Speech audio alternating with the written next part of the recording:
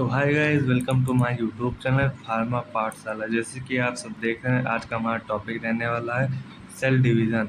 इस टॉपिक से पहले हमने बात किया था ट्रांसपोर्ट अक्रॉस सेल मेम्ब्रेन के बारे में, जिसके अंदर हमारा एक्टिव एंड पैसिव ट्रांसपोर्ट हुआ था। नाम अपना स्टार्ट करते हैं इस टॉपिक के बारे में, सेल डिवीज़न। सेल डिवीज़न होता क्या है? Cell division is a process या प्रोसेस होता है is a process by which a parent cell, जिसमें जो हमारे पेरेंट सेल होंगे वो डिवाइड होंगे इनटू टू डॉटर सेल में।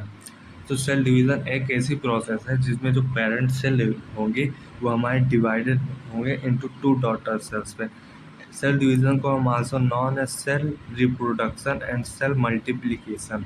सेल मल्टीप्लिकेशन मतलब ये होता है कि हमारे जो सेल होंगे वो डिवाइड होंगे। मान लीजिए सेल हैं, 2 हैं, 2 से 4 होंगे, 4 से 8 होंगे, 8 से 16 होंगे, ऐसे ऐसे वो डिवाइड होते रहेंगे। देन हम बात करें सेल डिवीज़न, इसमें जो सेल डिवीज़न का जो टाइम लगता है अप्रॉक्सीमेटली 24 आवर्स में होता रहता है सेल डिवीज़न। अब बात करें, there are basically two type of cell division. इसमें दो प्रकार के सेल डिवीज़न होते हैं। फर्स्ट हम बात करें सोमेटिक सेल डिवीज़न, जिसे हम मिटोसिस भी कहते हैं। सेकंड की बात करें रिप्रोडक्टिव सेल डिवीज़न, जिसे हम म्यूसिस के नाम से भी जानते हैं। देन हम बात करें सेल साइकिल।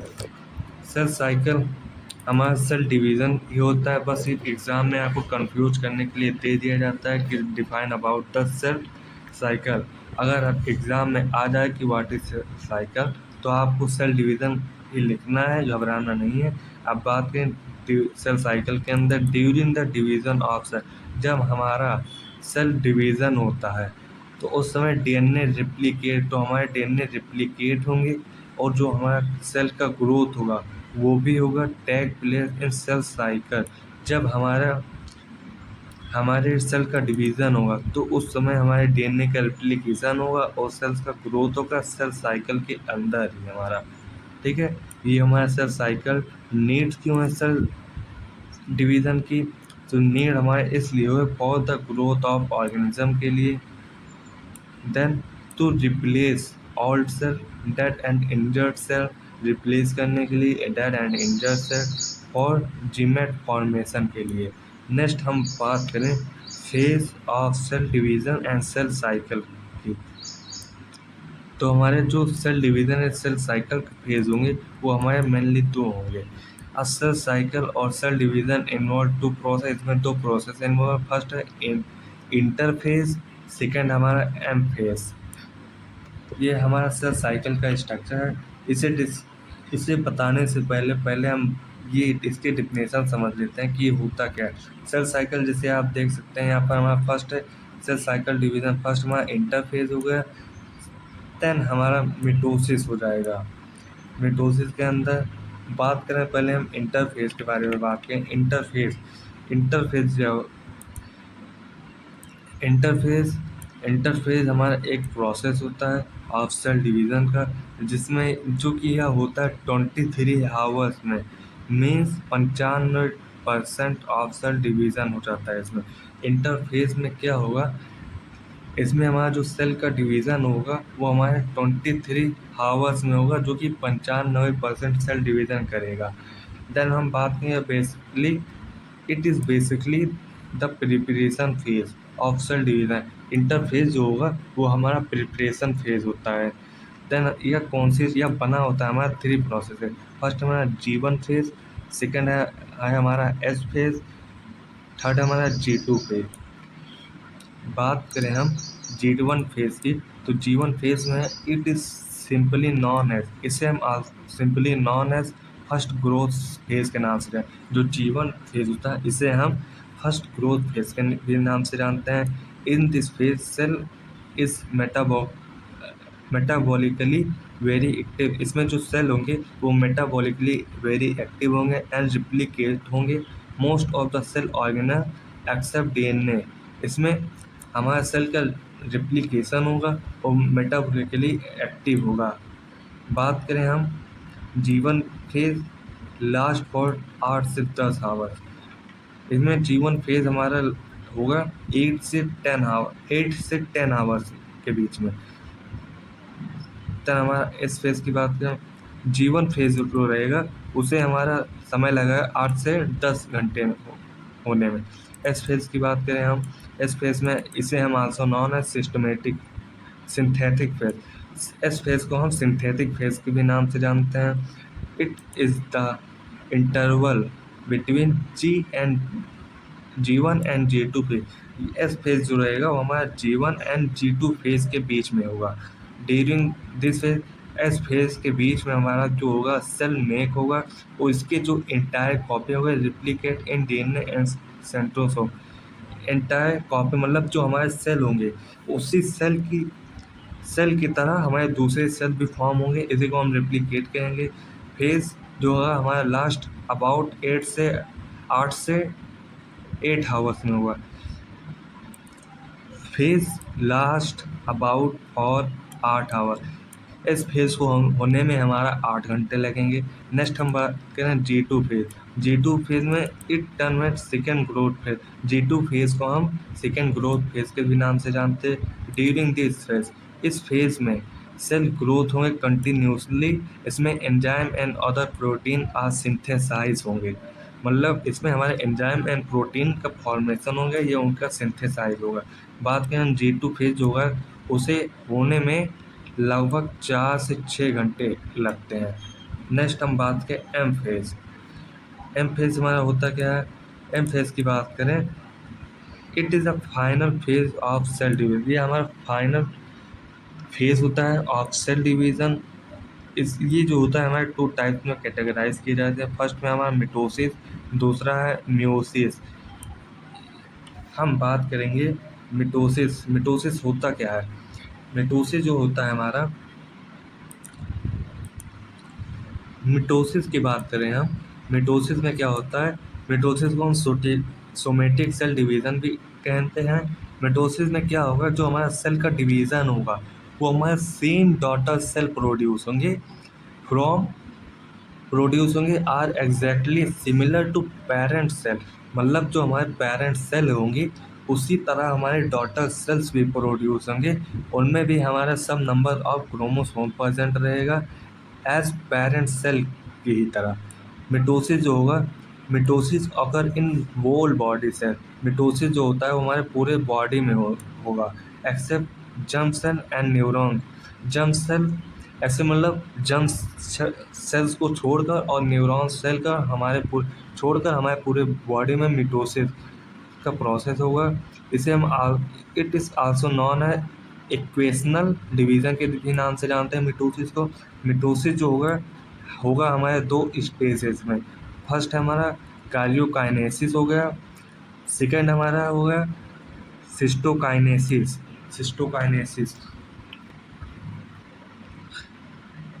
तो हम बात करें कैरियोकाइनेसिस की बात करें, it is the process of nuclear division. यह एक प्रोसेस होता है जिसमें हमारा न्यूक्लियर का डिवीज़न होता है।